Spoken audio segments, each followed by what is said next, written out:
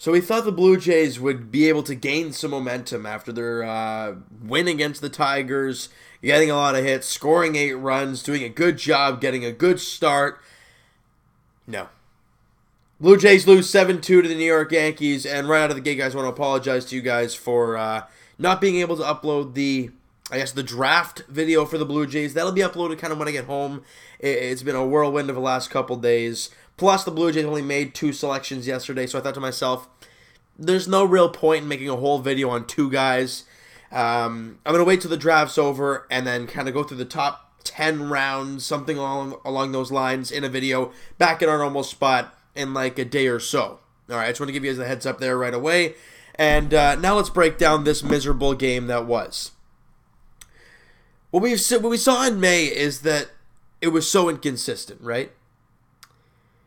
And the starters were great one day, and the bats couldn't do anything, and the bullpen was great. The pull pitching was great, but the bats sucked. Another day, the bats were great, but the starting pitching stunk, and the bullpen was great. The next day, the starting pitchers were great, bats were great, bullpen sucked. Well, today, starting pitching was great, bats sucked, and bullpen sucked, as the Jays lose 7-2 to the Yankees, and this mini 2-game series starts off with a loss at home. And the Jays had the 1-0 lead. Nothing happened through the first, 5.5 innings. Or excuse me, 5.5. So in the bottom of the 6th inning, Teoscar Hernandez on a 1-1 pitch with CC Sabathia on the mound takes a pitch in the inner half and drills it.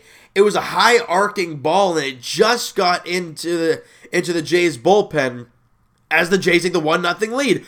But as we've seen all year long, more or less in the month of May and in early June, when the Blue Jays score a run, the next half inning usually goes awful. And the Jays, up to this point, have gone 6 strong innings. Marco Estrada, pitch count of just a shade over 90 pitches, goes out there for the 7th inning, gives up a leadoff hit. I think it was to Greg Bird, if I'm not mistaken. And Gibby gives them the hook. And, 97 pitches for Marco. A lot of people are going to say, why didn't you keep him in there? Other people are going to say it was a smart move at the time. It's tough to say because we know the end result. And that's where we're like, oh, John Gibbons made the mistake of pulling him out. Well, what if Seguano, who came out, threw out, clean inning, no runs, we would have been like, that's what I'm talking about. Great job by the bullpen. Oh, excuse me.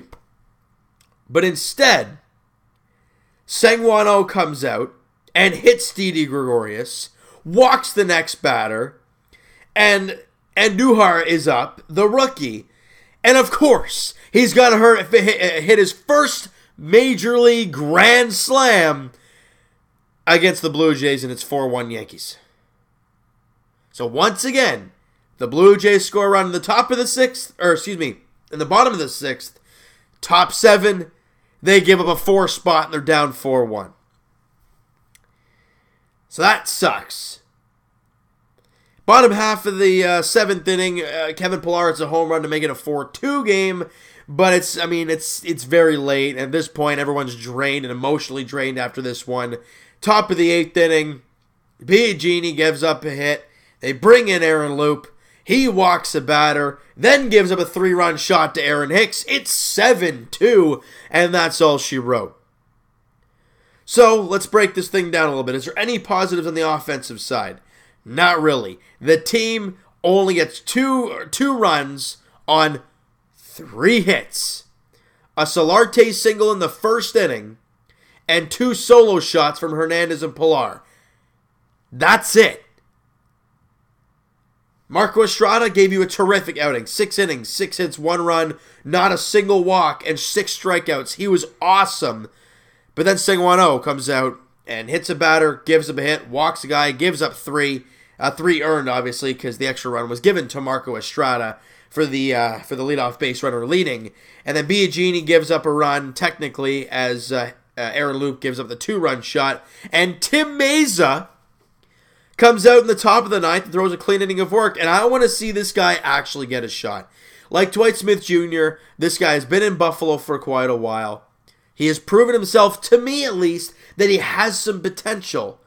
And I'm tired of this Aaron Loup garbage. We talked about it, a little while ago. When he's on a nice little roll. But when he gives up a couple runs, look out. The freight train is coming. He's getting torched up. And you look at the way Aaron Loup has been. He was before his last outing against the Tigers on the 3rd of June. He was great. I mean, he hadn't given up a run in quite a while. He's been very, very strong.